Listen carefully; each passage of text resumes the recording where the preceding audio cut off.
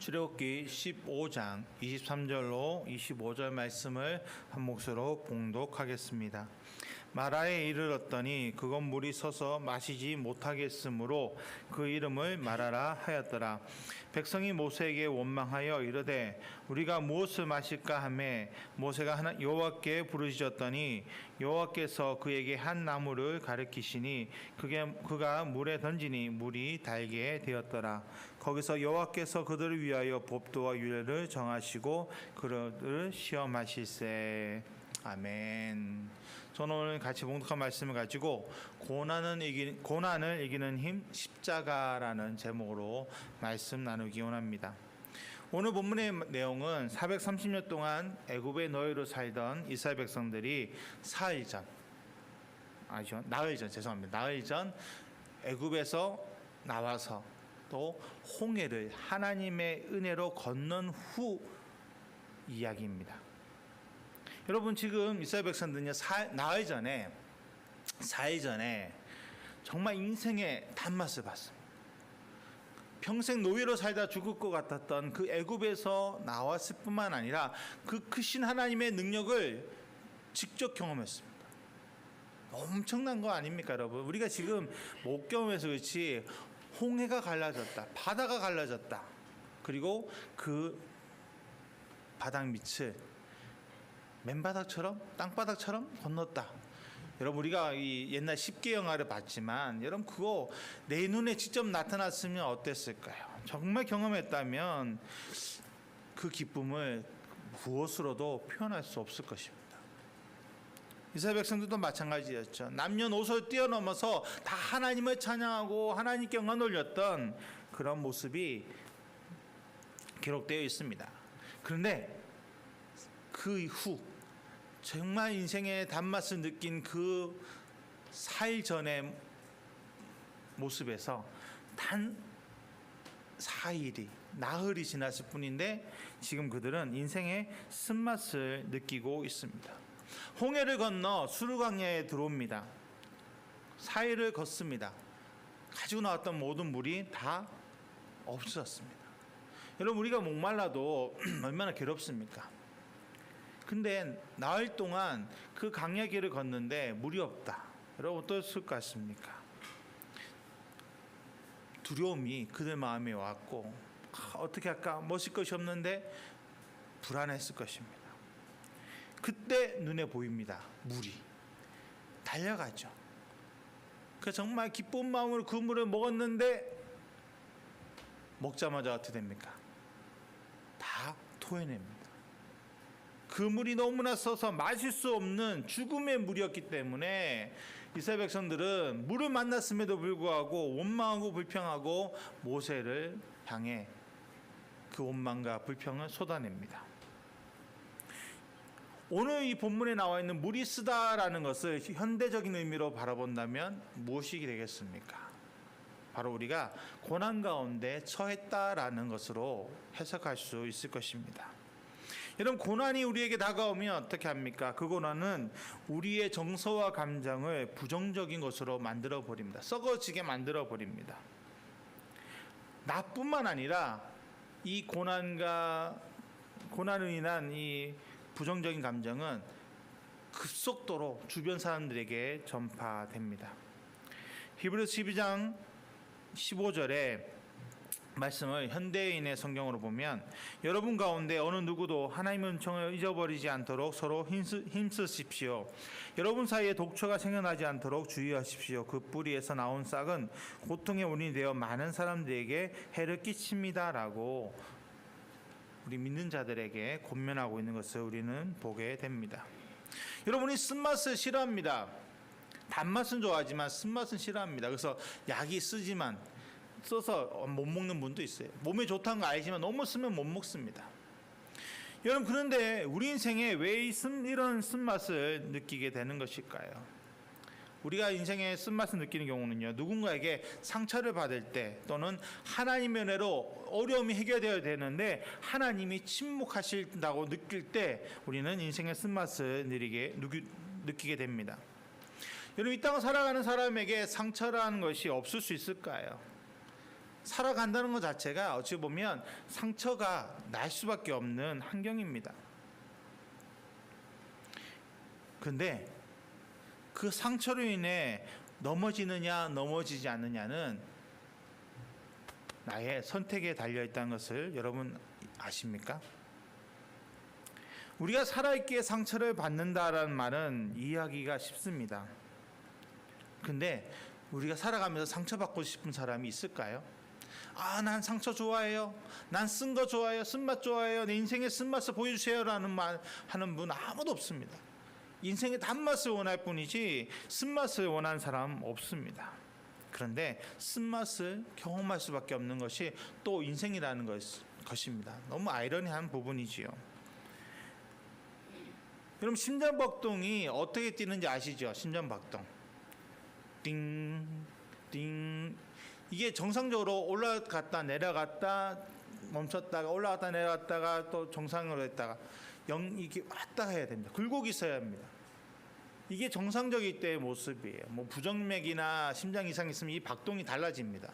그래서 그거 빨리 발견해서 치료를 해야 되죠. 근데 여러분 죽음이 어떻게 됩니까? 뭐 부정맥이든 뭐든 박동이 굴곡 있게 왔다 갔다 하는 것은 아직 내가 살아있다는 증거예요. 그러나 죽음이 어떻게 됩니까? 그냥 일자입니다. 띵 하죠. 그 다음 하나 영화를 보면 이제 숨을 멈추면 갑자기 박동이 되던 것, 굴곡이 있던 것이 갑자기 멈추고 띵 일자로 그려집니다. 이게 죽었다라는 표시예요. 여러분 우리 삶에 굴곡이 있을 수밖에 없는 것은 내가 살아있기 때문이라는 것입니다. 가장 조용하고 문제없는 곳이 여러분 어디라고 생각하십니까? 우리가 살아가는 세상 가운데서 문제없고 조용한 곳 공동묘지밖에 없습니다. 왜 그렇습니까? 거기는 생명이 없어요. 다 돌아가신 분들밖에 없기 때문에 상처받을 일도 없고 상처 줄 일도 없는 것입니다.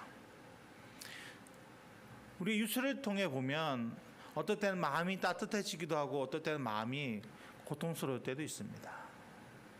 정말 어려운 가운데 있는 사람이 그 어려움을 이겨내고 또 주변에서 그런 사람들 도와줬다라는 얘기 들으면 마음이 따뜻해집니다.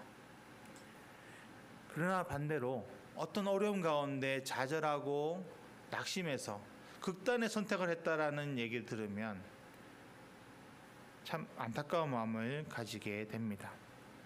여러분 어떤 사람은 고통 가운데서도 이겨내고 살아가려고 하는데 또 어떤 사람은 그냥 포기해버리는 그런 모습들을 우리는 보게 되는 것이죠. 누구나 쓴맛을 좋아하진 않습니다. 특히 인생의 쓴맛은 더 싫습니다.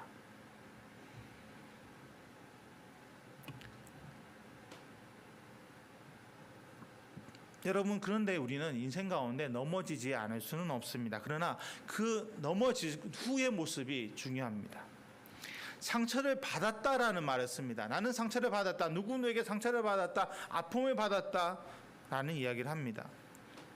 이 말에는 무슨 뜻이 포함되어 있냐면 나에게 상처 준 사람이 있습니다. 근데 그 상처를 내가 받았다는 거예요. 만에 하나 나에게 상처 준 사람이 있음에도 불구하고 내가 그 상처를 받지 않는다면 어떨까요? 나를 향해 누가 화살을 쏘았는데 그 화살이 피해가고 아니면 내가 맞거나 어떻게 했다면 아무런 의미 없잖아요. 나를 향해서 막 그 상처의 화살을 쏴도 그것이 나의 마음에 꽂히지 않으면 의미가 없다는 것입니다. 여러분 왕자병과 공주병 걸린 사람들을 보신 적 있습니까? 왕자병과 공주병 아주 그 사람들하고 얘기하다 보면 힘들어요. 말을 해도 못 알아들어요. 왜냐하면 이게 너무 자기 이 자존감이 높다고 할 수도 없는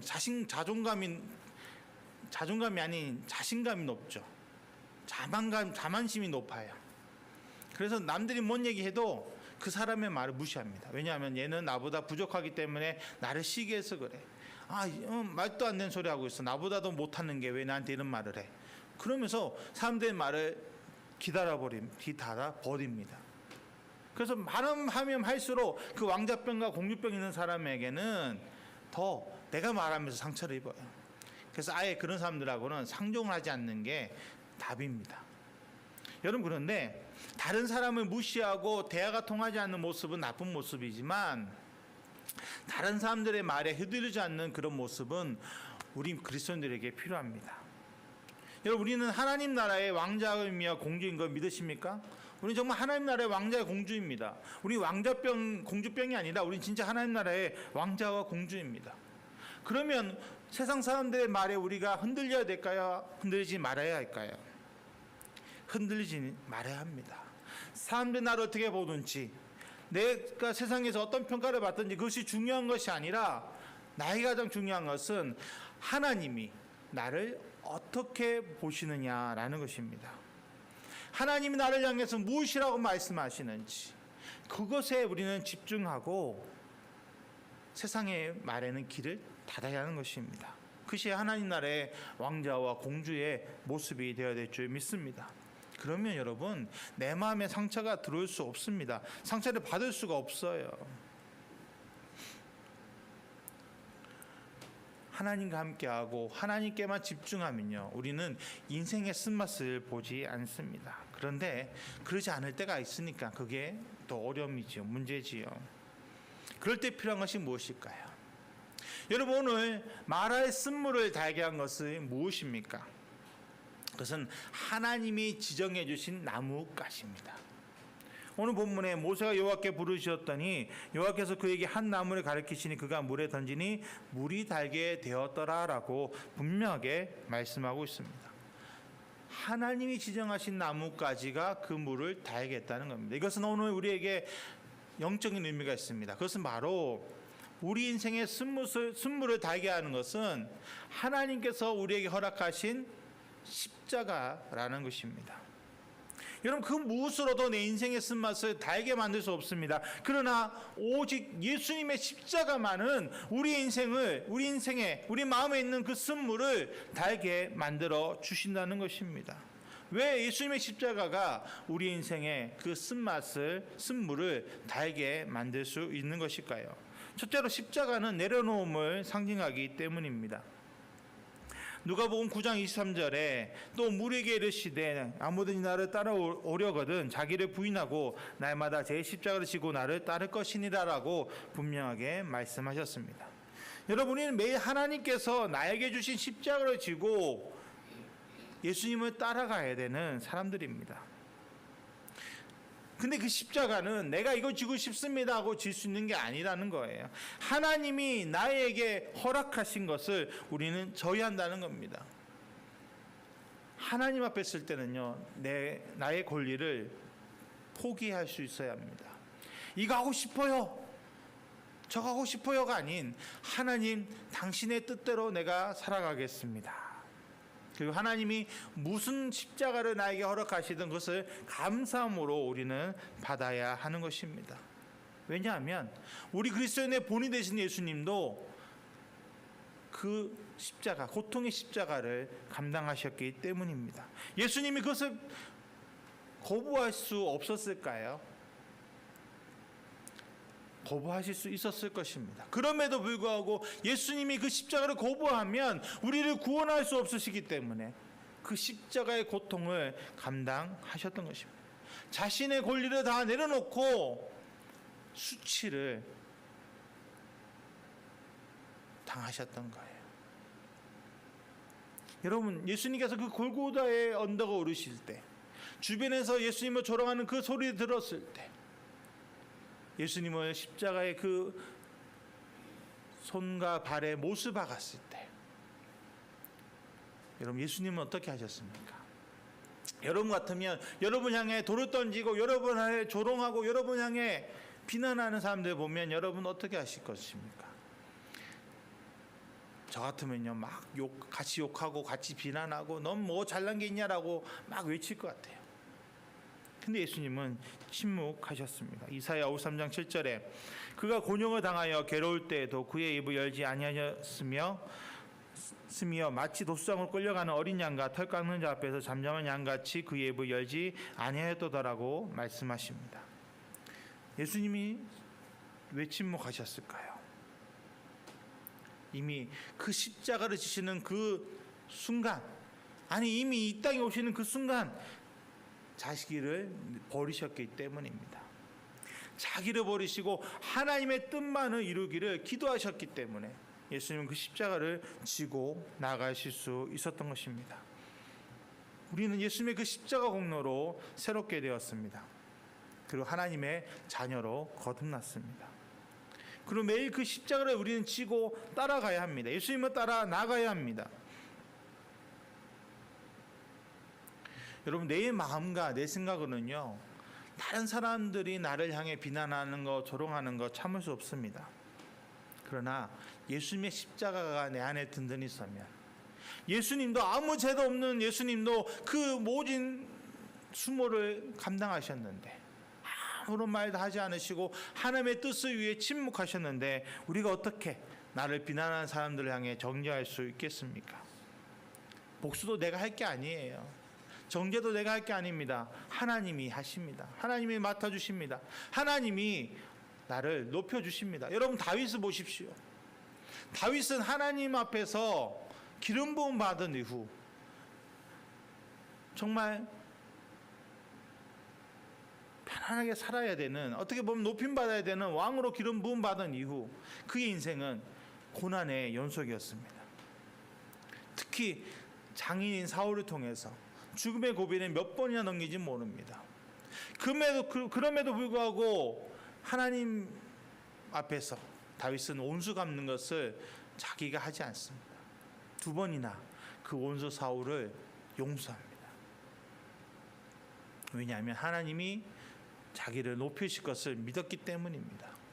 자기 생각을 내려놓으니까 하나님의 생각을 알게 된 거예요. 여러분, 지금 내 인생에서 고난받는 이유가 무엇이라고 생각하십니까? 내 인생은 내 것이라고 생각하기 때문입니다. 내가 하는 거야, 내가 살아가는 거야, 내가 이걸 해야 되는 거야 라고 고백하고 있기 때문이죠. 여러분, 그러나 세상에서는 내가 삶의 주체인지 모르지만 우리 그리스도인들에게는 내가 주체가 아닙니다. 누가 주체이실까요? 바로 예수님, 하나님이 우리 삶의 주체가 되신다는 것을 고백해야 합니다. 삶의 주체를 바꿔야 합니다. 내가 하는 것이 아니라 예수님이 하신다. 여러분, 삶의 주체가 바뀌면 어떻게 될까요? 내가 살아야 하는 삶의 목적도 바뀝니다. 세상에서는 왜 살아갑니까? 세상 사람들이 왜 열심히 살아갑니까? 세상 사람들 정말 열심히 살아갑니다. 열심히 공부도 하고 또 취업해서 또 일도 하고 막 밤새워서 뭔가를 합니다. 열심히 해요. 왜 열심히 할까요? 열심히 해야 잘 살 수 있다고 생각하기 때문이죠. 열심히 해야 뭔가 얻을 수 있다고 생각하기 때문입니다. 여러분, 우리 그리스도인들도 열심히 살긴 해야 합니다. 그렇다고 해서 게으르란 말이 아니에요. 게을러서는 안 됩니다. 하나님께서 우리에게 주신 그 시간을 우리는 정말 아껴서 살아야 합니다. 그럼에도 불구하고 내가 한다는 건 생각을 내려놔야 합니다. 내가 하는 것이 아니라 하나님이 하시도록 나의 모든 것을 맡겨드려야 합니다. 내가 노력하지만 하나님이 원하신 대로 나를 이끌어 가시도록 나의 모든 것을 하나님께 내려놔야 합니다. 내가 하고 싶다 해서 하는 거 아니에요. 그건 세상 사람들의 모습입니다. 내가 하는 것은 세상의 모습입니다. 우리 그리스도인들은 하나님께 하나님 하시옵소서, 어떻게 하기 원하십니까? 라고 침묵하고 하나님의 뜻을 따라 우리는 움직일 수 있어야 합니다. 그렇게 되면 어떻게 될까요? 나를 포기하면 바울의 고백이 나옵니다. 빌립보서 4장 12절에 나는 비천에 처할 줄도 알고 풍부에 처할 줄도 알아 모든 일 곧 배부름과 배고픔과 풍부와 궁핍에도 처할 줄 아는 일체의 비결을 배우노라 라는 이 바울의 고백이 내 삶에서 나타납니다. 왜냐하면 나는 이미 예수님 앞에서 죽었습니다. 십자가 달려서 죽었습니다. 나는 죽었어요. 오직 내 안에 예수님만이 사십니다. 그럼 그 예수님이 나를 어떻게 하실까요? 그냥 내버려 두실까요? 아닙니다. 나에게 필요한 모든 것을 나보다도 나를 더 잘 아시기 때문에 나에게 무엇이 필요한지를 아시고 그것을 채워주십니다. 여러분, 우리가 인생의 쓴맛을 경험하는 이유 중에 하나가 남과 나를 비교하기 때문입니다. 남에게는 이런 건 있는데 나에게는 왜 없지? 다른 사람은 저런데 나는 왜 이렇지? 이런 비교의식이 생기면 내 안에서 스트레스 생기고, 그러면 그것이 쓴물로 나에게 돌아옵니다. 쓰나미가 돼요. 그런 쓴물은 엄청납니다. 하나님 앞에 감사하는 마음보다는 원망하고 불평하게 만들어 버립니다. 그런데 하나님의 비전을 알고 하나님께서 나와 함께 하셔서 나의 모든 것을 책임져 주신다는 믿음이 있으면요, 쓴물이 생길 수가 없습니다. 왜냐하면 나에게 필요한 것은 하나님이 채워주실 거니까. 지금 나에게 없는 것은 내게 필요한 것일까요? 필요하지 않는 것일까요? 아직 필요하지 않다는 거예요. 하나님 안에서 그것이 필요하면 하나님은 다 부어주십니다. 그 믿음을 가지고 우리는 살아가야 되는 거예요. 나를 내려놓는 것, 십자가 앞에서 나를 내려놓을 때 하나님은 그 가운데서 역사하시는 것입니다. 오늘 인생의 쓴물을 혹시 경험하고 계십니까? 하나님의 십자가를 바라보시고 예수님의 그 십자가를 바라보시고 오늘 나를 내려놓으시기를 축복합니다. 나를 내려놓으면요, 내 안에 있는 쓴물을 달게 만들어 주십니다. 나의 모든 슬픔과 아픔을 하나님께서 감사와 기쁨으로 바꾸어 주십니다. 모든 것을 합력해 선을 이루어 주시는 것이지요. 그 하나님을 만나고 바라보시기를 축복합니다.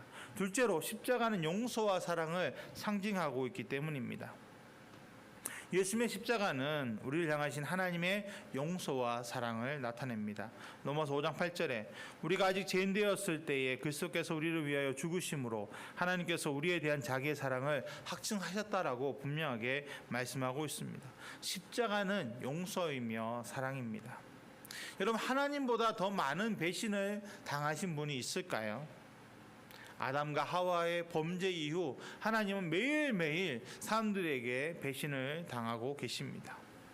여러분, 지금 우리는 어떠합니까? 우리 하나님의 자녀가 되었다고 말하면서도 정말 하나님 앞에서 하나님만 온전히 바라보고 하나님과 함께 동행한다라고 말씀하실 분이 있습니까?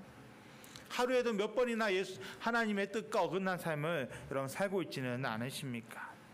근데 하나님께서는요, 그런 우리를, 너무나 부족하고 연약하고 못난 우리를 사랑하십니다. 그리고 우리에게 십자가를 보여주심으로 그 십자가를 통해서 내가 용서받았고 사랑받고 있다는 것을 계속 기억하게 만들어 주십니다. 하나님이 우리를 용서하신다는 것은요, 우리의 죄를 잊어버리셨다는 거예요. 기억하지 않는다는 겁니다. 여러분, 미워한 사람이 내 머리에 있으면 어떻습니까? 내 생각에 남아있으면요, 계속 쓴물이 올라옵니다. 근데 그 사람을 잊어버리면 어떻게 됩니까? 쓴물이 올 이유가 없어요. 여러분, 다른 사람을 미워하면 다른 사람에게 그것이 전파되기 전보다 내 몸에 먼저 나타납니다.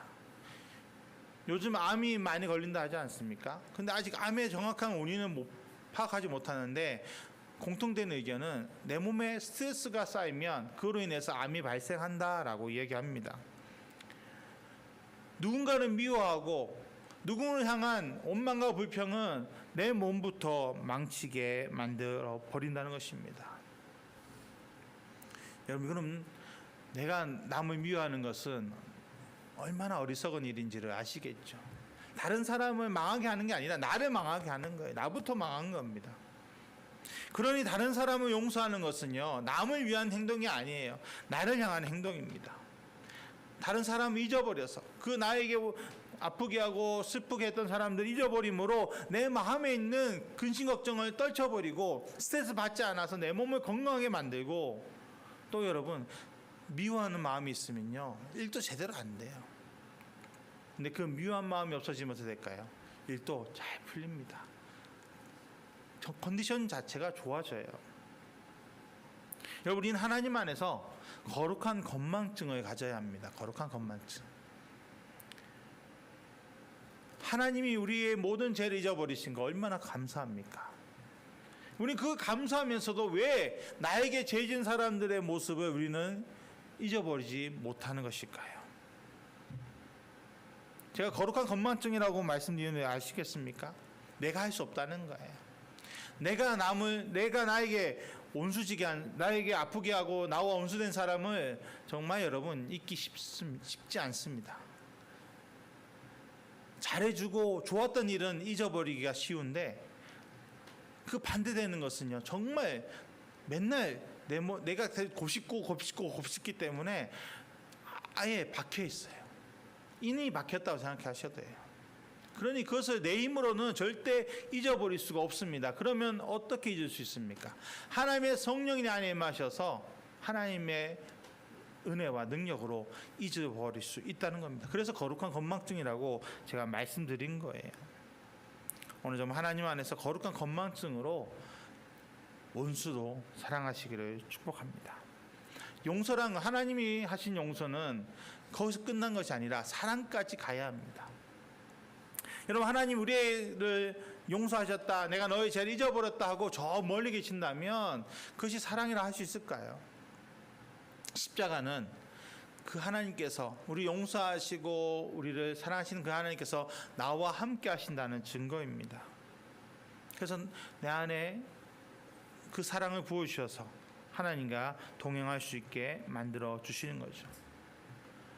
오늘 여러분, 우리가 하나님의 사랑을 받고 있고 용서를 받고 있다 하면서 말로만 누군가 용서한다, 난 용서한다라고 외치는 것은 반쪽짜리입니다.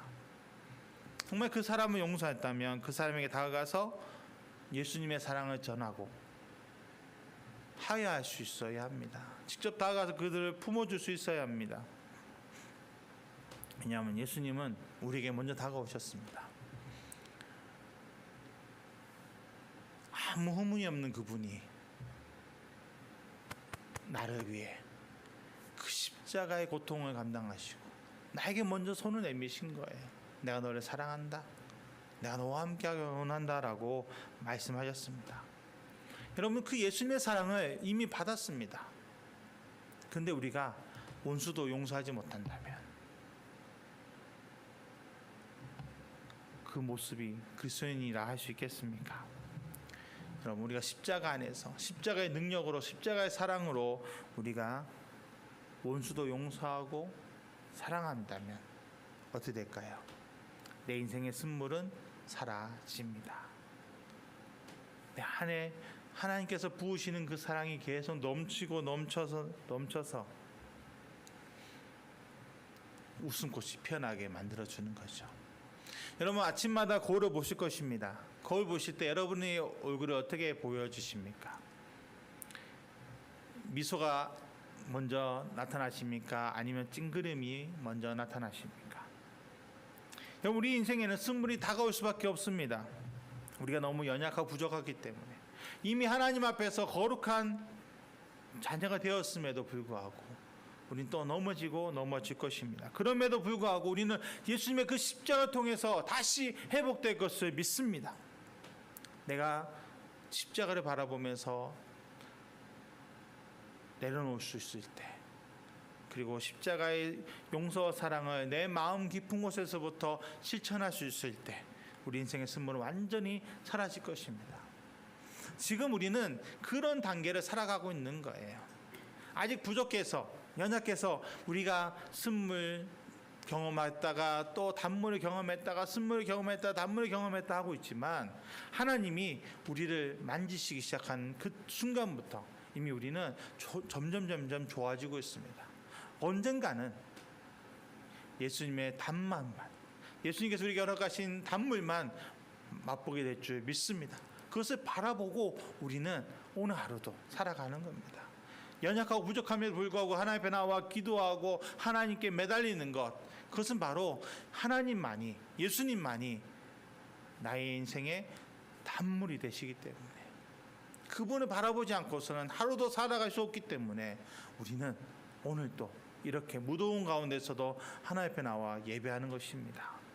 바라기는 우리 사랑하는 성도님들이 예수님의 그 십자가를 바라보심으로써 내 인생의 쓴물이 단물로 변화되는 그 기적을 경험하고 하나님의 그 사랑과 그 은혜를 믿지 않는 자들에게 증거할 수 있는 복된 삶이 되시기를 축복합니다. 하나님께서 우리와 함께 하시고 우리에게 더 크신 은혜와 능력을 채워주실 것을 믿습니다. 기도하겠습니다. 하나님 이 시간 기도하며 나갑니다. 주님 바라봅니다. 의지합니다. 아버지 우리와 함께 하시는 그 사랑, 그 은혜를 우리는 기억합니다. 오늘 이 시간 내 마음과 내 생각을 지키시고 보호해 주시고 하나님 앞에서 내 인생의 모든 순물이 단물로 바뀌게 하여 주시옵소서. 그 십자가를 의지함으로 내 마음 가운데 평강이 넘치게 하여 주시옵소서. 나는 부족합니다. 나는 연약합니다. 아무것도 아닙니다. 그러나 주님이 나와 함께 하시기에 나는 예수님과 함께 동행하며 승리하는 삶을 살게 됩니다.